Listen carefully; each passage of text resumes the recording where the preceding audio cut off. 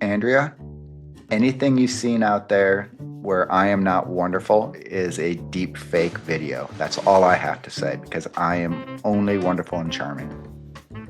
Well, I always just have to tell everyone anytime you comment under our Instagram handle, it's always Eric. Just know it's always Eric. It is not me. It's That's what I have to say. deep fake. Deep That is fake is what not it fake, is. though. That is not fake. I just Nobody likes the Chiefs unless you live in Kansas City. That's not a bad take. Okay, well, this is Eric, This is Andrea. and this is Hallmark Mysteries And and more. more. This podcast was created by fans for fans and is not affiliated with or sponsored by Hallmark or the Hallmark channel. All right, we're hopping to the pond, huh? We are. So I'm excited actually to dive into the pond this week. So let me dive into the episode. It's called I'll Have to Say I Love You in a Song. And it's Alice, Kat, and Dell reflect on romance in their past, present, and future. So, Eric, you kick us off. Well, before we get going, Jim Croce. So they're all named after songs. Jim Croce, this is there. Do you know this song? No, Uh, no. you ever I mean, spend too I much sometimes I time look with them up, but too much I do time not. with your Kenny G and Michael Bolton. Well, once they get to a Michael Bolton song, I I will nail it. Time, Love, like and Tenderness. I'm waiting for it. the I don't think he was too popular in '74, but No, not yet. I 80s. bet you would if 80s. you heard it, you'd be like, oh, okay, it's that song. Great song. Yeah. I'll Yeah. say there all of the one thing that's frustrating is they come up with these song titles and they do whatever deal with the episode, but they should play the song. They should build it in, which I don't think that really they have. If they have, I've totally not noticed it, but it's what it is. All right. Might cost more. Well, This what'd you may like? shock you. It may shock everybody, You liked but it. I think this was probably the best episode since the first episode of season two. I Now I'll say it's a very low bar, but I thought it was a pretty good episode. It moved things along. It made sense, which for me, the episodes usually don't make sense. But along those lines, it did clear up some of our frustrations with the time travel potentially. Now, maybe it did or didn't, but at least it's seeming to. So here's what I'm going to do. I'm going to say, all right, I'm going to relax.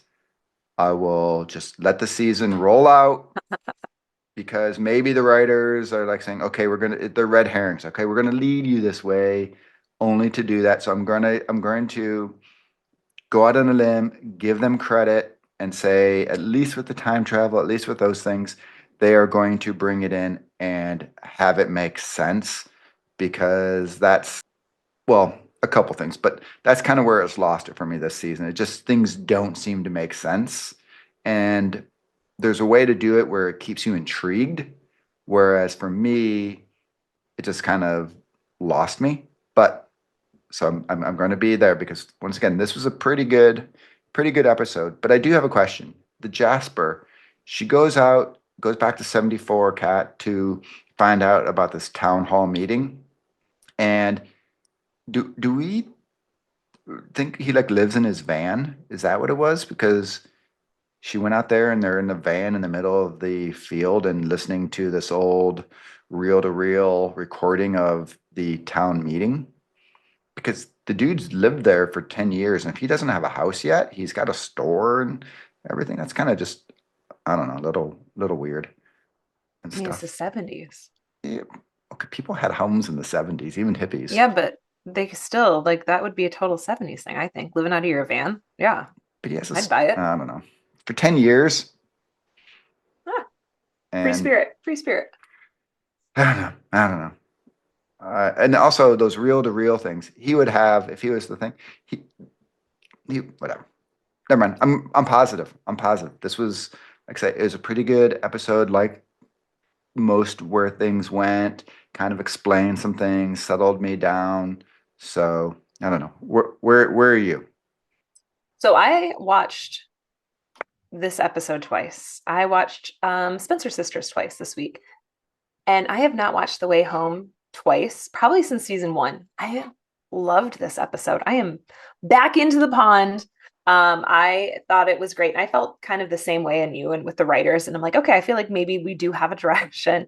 And then I think the starting or, last episode was a little frustrating for me. But this one, I thought they did such a great job. I loved the scenes with Alice and Evelyn, and then Dell and Jacob, both in the Lindenmore house. I loved how they went back and forth, and you're like, oh, is this Dell or is this Alice based on, the car that was outside? I thought um, how they told us the backstory that we I think needed. I think we really needed this episode for myself to get invested into these characters in the 70s, and really understand, I think, Jacob a little bit more. Like, I care about him now, where I don't think or I didn't really care about him Hmm. until basically this episode of like giving us a little bit more about him. I honestly, I was kind of the way he plays Jacob, I think it's really well done. He plays it in a very hard to read. Like, he's a very hard to read character, and I think he's doing it on purpose, and I really enjoy that. And I think the flashbacks that he had, that was amazing. Like, I really enjoyed those, which I will share. I guess what I didn't like was that they were a little spooky, but that was my like, that's all I could think of that I didn't like with this episode. Was I enjoyed those flashbacks, but I also was like, oh, this is kind of spooky, but in a not in a bad way, in a needed way, to show that he has hauntings. Like, this is not something he was easily, transitioned back into real life. And he is like, or into modern day, I should say. And having that Cyrus kind of follow him along, I think it added to this episode. So for me, this was a big hit. I enjoyed seeing Dell and Colton and their love story, and how they kind of had those little moments for all of the couples, and then how each of those couples had their little moments. That was something that I think, again, it was so well written, and it was so much of the backstory. And I think a lot of what we had in season one, which maybe I was craving a little bit more of that storytelling. So loved it. I'll say to your point, I thought it was really cute when Alice is like, "Oh, I saw the moment you fell in love," and then it cuts to the scene where it's like, "No, this was really the moment we fell in love. That little moment, not the big Yeah. grand gesture." Yeah. That was very, very cute. Yeah. Um, I I also What didn't you like. like? Oh well, I have a little more that I thought was good. You want to go back? Okay. Um, like Alice, like you're saying, when she goes back in her moments with Evelyn, where she's like, "Oh, this is why I'm here." I thought that was pretty good. And then the last thing I'll say is good where they, like you're saying, filling in the backstory, where you've got Colton saying to Alice, like, I now here's my thing, and I'm saying I'm going to give him the slack. There's still shenanigans that I think are kind of silly, but whatever. But him saying how he tried jumping in, his grandmother says the pond's magical, so he tried jumping in, hoping it was magical, but he just came out, and so it explained the last thing we're a little frustrated of, oh, he this time traveled, so right, so I thought that was good. It's that explanation that we needed. Now, once again, I'll talk about the Hallmark Cafe. Like, they spend so much time dissecting, freezing frames, doing all this stuff. I don't want to do that. I'm just not invested in the series and these characters enough to do that. So I don't need it hard to understand. Whereas this made it good twists, fine, give me those. But don't make it so damn hard where I have to remember something from season one that was on a bookshelf to understand what's going on, right? So, all right, what I didn't like. All right, this may be a little controversial. I don't think Kat and Elliot have chemistry. Like, they're hot and heavy kissing, and to me, it seems like, I don't know, they're cousins, and being like, it just, I don't see chemistry between the two of them. And it's kind of weird because that should have been like a pretty steamy scene, and it just didn't hit home at all for me. And then the other thing I'll say, and I'm a Gen Xer, so I grew up with the parents who are of the generation when this. Now, granted, it was 1965, so it was even older. But when you go back to parenting, like pre-millennium, it would not be having a town meeting saying, our kid's almost drowned in this pond, we should fill it in. No, the parents would be going home, slapping that kid's butt, saying, what were you doing going in the pond? It would have been all the kid's fault. It wouldn't have been the pond's fault. So it's like such an unrealistic portrayal of what parenting was in 1965. So whatever. I'm putting in some reality into this TV show, but I know for certain because I had some things where I had some pretty crazy near death stuff when I was a kid. Great example. I was in fourth grade, and my friend Brian, what was his name? Brian Kelleher. He lived like three houses down. We would play this game in this basement where we would take darts and we would throw them at each other, playing like army. So we'd hide behind furniture, but we'd like whiz darts at each other. Then one day, finally, I peek up over the couch, dart goes right through my cheek. And so I've got a dart hanging out of my cheek. Of course, that moment, freeze, then just start bawling, walk upstairs. His mom yanks it out of me. Go home. You're not allowed to come over and play anymore because you're a dumb kid getting my kid in trouble for playing darts. How stupid are you, Eric? And I go home and my mom is like, what are you doing? You know, you're such a stupid kid for doing this. None of the thing of the mom who's up, midday drinking her Manhattan smoking while the kids are throwing darts at each other, right? Clueless. So once again, a little rant, little thing, but parent, you would never have had a town meeting about filling in a pond on someone's public property because of that. So there's my little rant. Now, how about you? What did you I already not like? shared. I Oh, already shared that mine. was No, that that was was it. it? Yeah, I enjoyed this episode. Wow. You are So, full circle you know, on the pond here. Now, do you think it's gonna I guess we can go into where we're going, right? well, standout senior Oh. performance. What do you have? I'll go to that moment with Dell and Colton where he does the whole, you know, playing the guitar, the big grand gesture, and then coming back for that really sweet, tender moment there of, oops, whatever, I don't feel good and all that. So I thought that was really cute, really interesting. And once again, one of my big things, and I'll get to it in a second, but I don't have a lot of investment in these characters, and that pulled me into them. Mine was just like the little moments between all of the couples, like Dell and Colton, Alice and Noah, Kat and Elliot, until she ran away. That, I enjoyed those. So those are kind of my standout scene and performances. Do you think I'm crazy for saying I don't think they have chemistry? No, I mean, Elliot's still not my favorite. So, I mean, it's kind of a him. I don't know. He's fine. Like he's just fine. But well, kind of what we're hoping in future episodes, like they showed previews of Thomas coming back. And in the preview, it said this is the beginning of the end of Kat and Elliot, or that's what it kind of inferred from the preview. But again, from our preview this past week, we had Jacob saying father, and then it was the scene where he opened the door and it was Cyrus. And so it was just coming back into his house, not actually seeing, Yep. his father. That was a And pretty so creepy scene. they can they could have played with that. Is it the beginning of the end? Like they could have just clipped that audio and thrown the different, Thomas and Kat on it.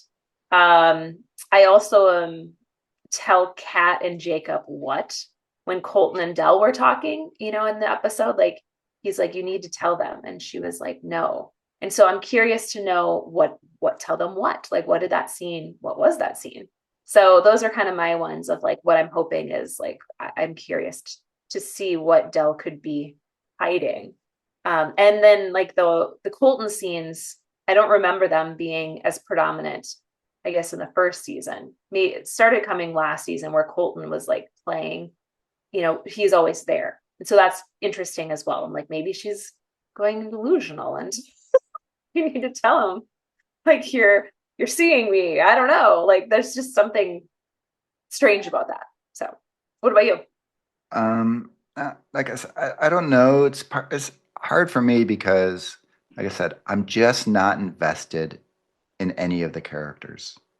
So it's hard to be like, "Ooh, I'm excited for this." Now, granted, like I say, I guess maybe I'm hoping that the episodes are maintain this quality, this uh interest, like they're more interesting to me because once again, it's not so random. It's not going all over the place. It's not leaving us instead just being like, what the hell do we just watch? I can absorb it all. And like I say, I don't want to work that hard on this.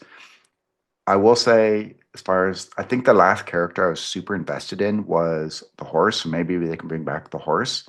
Remember the black horse that Dell had with, you know what I'm saying? The other thing is, I'll just leave into is my big thought of it. And as you know, I'm not a fan of Cat, but if you think about it, Alice saved Colton's life by keeping him from getting in the car, right? Whereas Cat had him run over, killed.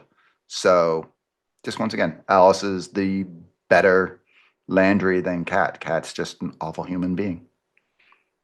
Well, what final thoughts or questions do you have?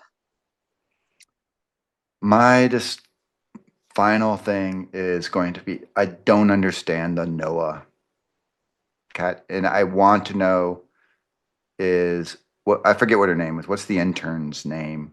Who Casey? they allude to? Yeah, Casey. I there. I need more Casey. Casey hasn't been in for a long time. I know, but Ooh. they hinted at it, right? It's got to be coming.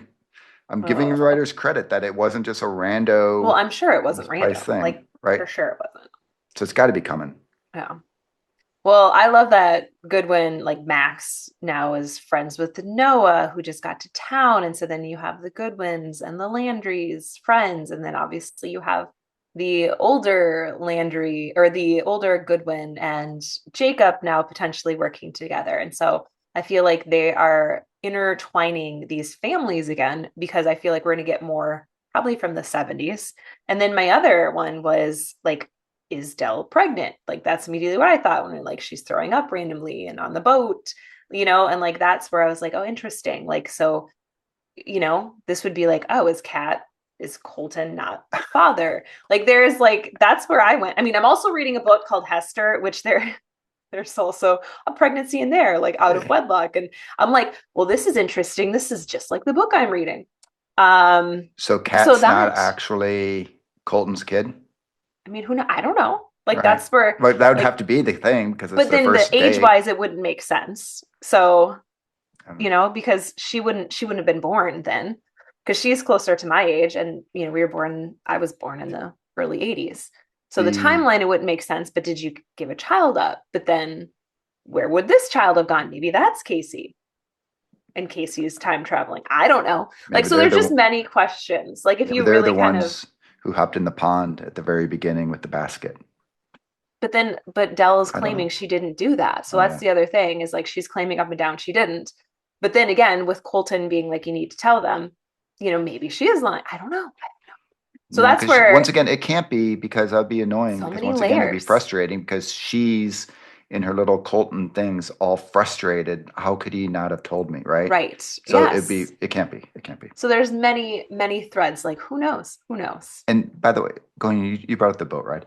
She's sitting there saying, "Oh, whatever about the boat ride." That lake was so calm But if you that, get seasick or if you're right? pregnant But and you have he morning apologized. sickness, Oh, I didn't know it was going to be so rough out there. No, that was a lake and it was calm. So whatever, whatever. no, don't you have you never I you lived on a clear lake. you They, clearly I have land of 10,000 here and it can look fine, but then when you go out, it might not be fine.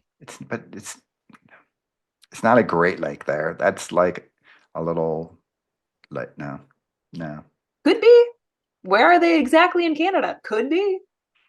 Okay. So he See? took her out. He took her out into the Atlantic. I don't know. Who knows? All right. Well, you ready to dive out of the pond and into the Spencer sisters? Absolutely. All right. Well, Spencer Sisters. This is episode 4, I believe, or is it Yep. 5? Nope. 4? They're both 4 and 4.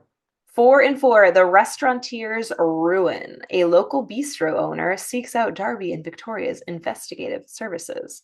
Does not say that they're friends, but Right. I was about to say, it makes it Alistair's. sound like it's so rando, I but know. It's like, no, they're friends. her best friend's So husband. I know. So what did you like about this episode? Uh, Alistair, like he have a crush going on Victoria. Is that what we're gathering there? So, because he's all giving her the fancy water as he ignores Darby, which is I hilarious. thought the same thing. When I So, watched it the second time, I thought I got and those. then as Yeah. she goes away, he's like, oh, talking to himself, like, what did you do? Yep. And all that. But you know what I have to say, if he does have a crush on her, step aside because this is just reminding me that Lea Thompson, she's just a Gen X icon, of which going back I don't say everyone, but most Gen Xers had a big old crush on her back in the 80s with all of her movies there. She was great. So she's awesome. Was But she hers, in Back to the Future? yeah, Okay. I'm some just making some sure kind that of I wonderful Red Dawn. She's in no, a no. bunch of the Oh, 80s movies. But Victoria is just such a damn fun character, and she plays so well. But she's like brash and confident, right? So that's who we see and that's who we love and we laugh at it. But this episode showed us her vulnerability where she's like a little nervous about her writing career. Her last couple books haven't quite sold. Her not her editor, whoever that is, manager maybe, is like saying, oh, interview these, with these other writers, and she talks to these young ones, which were hilarious when they're like, oh, let's take Bryn and make her 22, or this or the other. The one guy looks around the place. She's privileged, which of course that is her entire identity. But like I said, it was just fun because we laugh and we have this big bold thing of Victoria that we love, but we got to see the glimpse of the soft side of her too. So I really liked that. And then the dynamic between Darby and Victoria, like the chemistry there, it rivals like the Maggie Henry, Travis, Amy, Emily. I know it's mother daughter, but just their banter back and forward and just them on screen together, it is gold. Like every time they are in a scene together, I'm left with a huge smile. So absolutely love the two of them. So it just I really, really love the characters in this. So how about you? Well, do you like this or Jane Doe better? Because she was obviously the star of Jane Doe. I actually Jane Doe, I was like always like, I didn't really You didn't like like Jane Jane Doe Doe? much. Oh, But I you know enjoyed what's it. funny? I'm like, I don't know if Jane Doe is on the app or Hallmark not, Plus? I don't know but either. I was like, I think I need to give Jane Doe I really another enjoyed it. go. Oh. So, Well, for me, I but loved. wait, Leah Okay. Thompson, by the way, just started following us on our Instagram. So Eric, you're so I'm a such a happy nerd. camper. Such a nerd. Anyway, what I loved seeing Paul Essembre. He was Yeah. actually recently in Christmas on Call, A Carol for Two, Haunted Wedding, Miracle in Bethlehem, PA, Francesca Quinn as her father. So he was the Oh yeah, lovable bad yeah. guy in this episode. So Right. for me, like he is, one of my favorites. I love seeing him as like a father figure on all the Hallmark movies. So I enjoyed seeing him on this episode and playing the bad guy because usually he doesn't play often the bad guy in any of those movies that I Right. named. I also liked getting to know more of the duo's world and seeing that Alistair and Zane and getting to know, again, having those settings like that restaurant being a place of like this is where we get to hang out and go, and we get to see the patio side of it and just really get to explore that. I think for me that makes a series feel more inviting, and I enjoyed that. And I also, just before we were recording, because I was watching it for a second time, I let it roll into the next episode because I knew I wouldn't confuse them. But I'm like, oh man, I mean, I would totally just watch the rest of this series, because for me, kind of rolling into what I didn't like, there really wasn't anything because every episode I keep saying, well, this is now my new favorite. And so again, this is now my new favorite of the ones that I've watched. And so I feel like that's a great sign that they're going in a good direction because I'm not going, oh, this one wasn't as good. Like I feel like they just keep getting better and better. And the mysteries do as well. Like I found this mystery I liked more than the others, which Really? which we'll kind of circle to when we talk about the mystery. But that's kind of where I was. I didn't really have anything that I didn't like about this episode. What about you? Well, I guess my dislike kind of rolls into the mystery Okay. part of it. So I think for me, the mystery itself, it just wasn't like the deep fake thing. I Oh, just didn't find I liked it. it that interesting. But Why? I loved the investigation. Like, why I didn't you thought the like it? investigation was really good. I just the deep fake thing because it just was, I don't know. I just didn't find it that interesting. Like it would have either the whole restaurant was still packed, so he's all worried about this deep fake thing. Yet the restaurant's still packed until the rats go crazy. But what impact really was this Mm.